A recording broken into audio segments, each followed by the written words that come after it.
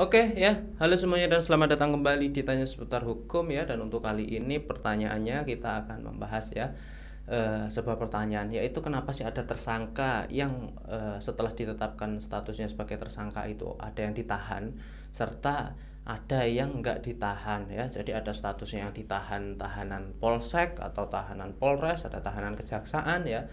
Kenapa ada yang ditahan, setelah itu ada yang sudah ditetapkan sebagai tersangka, terbukti secara sah, secara nyata orang tersebut melakukan tindak kejahatan, tetapi kenapa kok tidak kenapa kok tidak ditahan ya.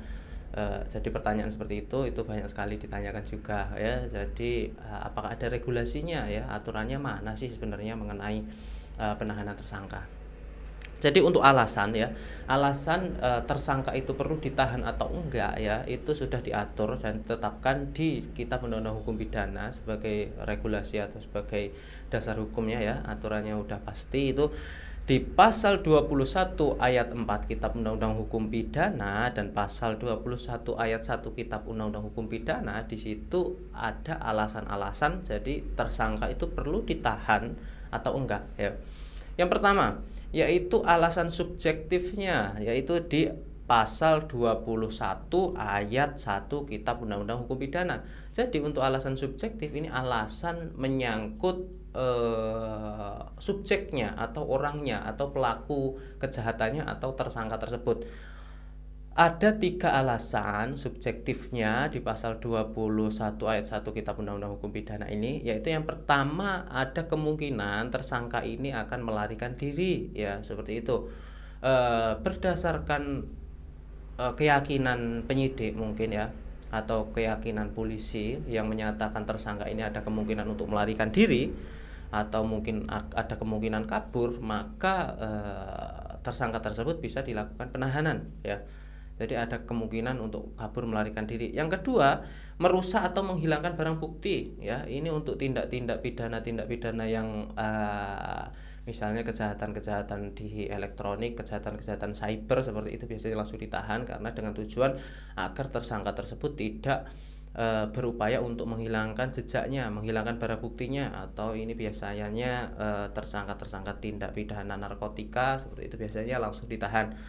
Dan yang ketiga, yaitu ada kemungkinan tersangka tersebut melakukan tindak pidananya lagi ya. Jadi ketika penyidik beranggapan bahwa oh ini tersangka ini sudah beberapa kali melakukan tindak pidana yang sama, oh ini tersangka ini sudah maling atau melakukan pencurian 3 kali, melakukan penipuan berkali-kali seperti itu. Jadi akan dilakukan penahanan dengan tujuan tidak melakukan perbuatan yang sama kembali. Jadi nanti sudah ditetapkan tersangka sebagai penipuan, nanti malah nipu orang lagi padahal posisinya sudah tersangka untuk penipuan di kasus yang pertama, seperti itu ya.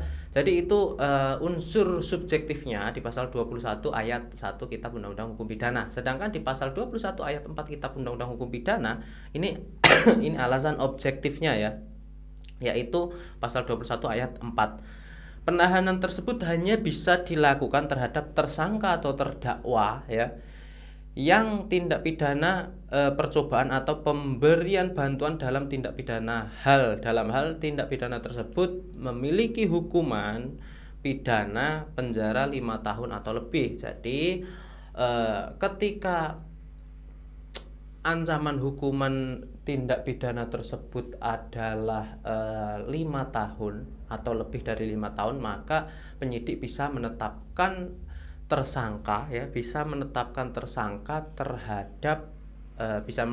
penahanan terhadap tersangka tersebut ya. Misalnya kejahatan pembunuhan atau kejahatan yang ancaman hukumannya di atas 5 tahun seperti itu bisa dilakukan penahanan ya. Atau tindak pidana dimaksud dalam pasal 282, ini ada banyak ya di pasal 21 ayat 4 itu, tapi intinya di atas 5 tahun itu nanti bisa dilakukan penahanan seperti itu. Dan di bawah 5 tahun biasanya masih bisa dibebaskan ya. Jadi seperti itu. Itu tadi alasan kenapa tersangka ada yang ditahan dan enggak. Saya pikir itu cukup ya, seperti biasa. Semoga bermanfaat dan terima kasih. Assalamualaikum warahmatullahi wabarakatuh.